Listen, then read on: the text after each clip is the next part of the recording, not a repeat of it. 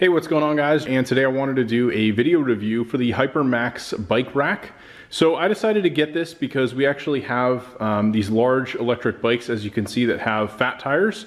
So what I wanted to do in this video is I'm going to walk you through some of the installation steps, kind of give you my overall thoughts, and we'll really just go through everything. As you can see, I've mounted one bike here on the rack just to kind of give you an example of what this will look like when it's fully assembled.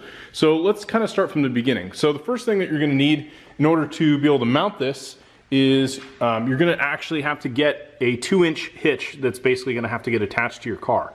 Now in this particular case, we have a 2014 Subaru Forester. So this is actually a vehicle that's rated for towing, has the towing capability, but it did not have a hitch from the factory.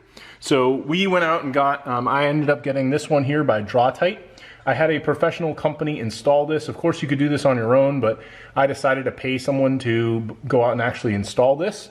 This is a 2-inch hitch, so basically I can haul anything from trailers to obviously inserting something like this, such as a bike hitch.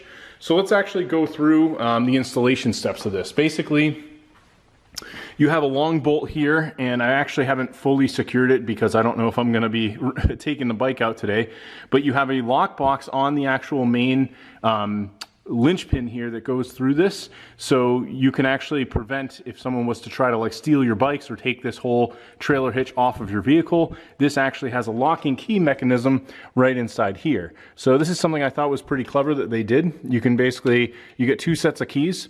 You also have this piece here which can be used to locate the pin that would normally go through, so it kind of gives you an idea as to where that's going to be. This has a locking mechanism, so that way you're not guessing where the hole is based on the insertion point of the 2-inch connection.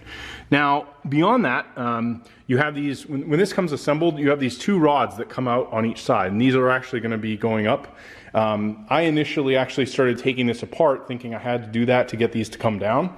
All you have to do is hit this this piece here, and this is also what's going to be used to fold away the rack for storage. This basically comes in.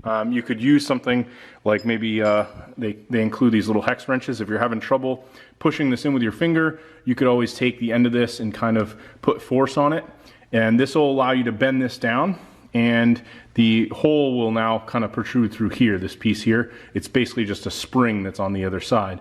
So this will come in here and this will completely fold up. You have these 2 small pieces that you attach on each side, and either one of them could be used to hang the entire rack with no bikes on it on like a wall or something like that for storage. So this is basically a hook designed for storing this away when you're not using it on the car.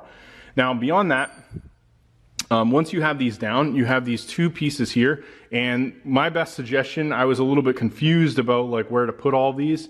The best bet is that you're going to have, let's say in this case, I have my bike closest to the vehicle right here. So I have this one on the inner side, and then I have this one that's going for that same bike on the outer. You want to make sure too that you have a grooved angle when you mount these. You can see it kind of angles up, and as you can see, it fits the tire quite nicely. If you do it any other way, obviously it's not going to work and you're not going to get the support. Each of these, you just loosen them, and then once you're all done, you can tighten them down. You know the positioning of everything. I actually had to tighten these, and they're not going to slide around at all, you know, basically at all on the bar. Beyond that, you do have little plastic things. These can actually be a little bit tough getting on here. I actually recommend keeping the plastic thing on because it might make it a little bit easier to get them on. Initially, just kind of widen the plastic as much as you can, and if you can get them on, get them positioned right. I highly suggest if you're using a bigger bike like this, you may want to have a second person because they are quite heavy. Now, going through the rest of this, you can see here I have a piece that kind of comes up, and this is basically what holds the bike. So this kind of goes over the main frame of the bike, and these 2 pieces slide down. So you're going to have one for the back bike and then one for the first bike. So what I did is basically I slid this down to match up where the frame is, and then you actually have an additional key lock here. So this actually opens and you can lock this as well, and that way no one's going to be able to spin this and be able to get the bike off of the frame. So it's an additional security measure. Now once you've mounted the bike, you also have these Velcro straps which you can run right through the tires. I haven't done that, but basically you'll be able to unhook this, and this can just run right through the tire and you can Velcro it back. So that's one of the first security pieces they add. They additionally give you these loops, and you can run them through these hooks. So you have one hook here on the bottom that you'd use for the rear bike, and then you have a hook here on the top that you'd use for the first bike. So you'd run this up, this is gonna go over the frame of the bike, back down, and just loop through. So in addition to having the Velcro straps on the tires, as well as having this, you have 3 points of security to kind of maintain the entire setup.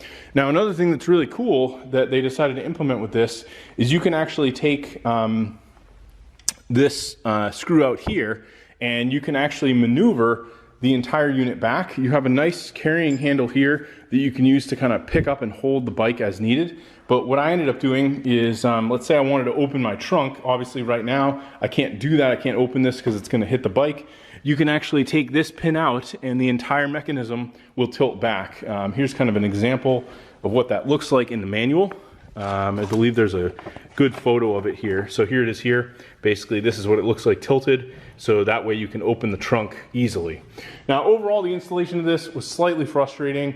I was running into just some confusion about how to put some of the bike pieces here, but look at the pictures. Obviously, hopefully this video will help you with all of that. But overall, this is actually a really nice unit. I'm very impressed with it. It feels very sturdy.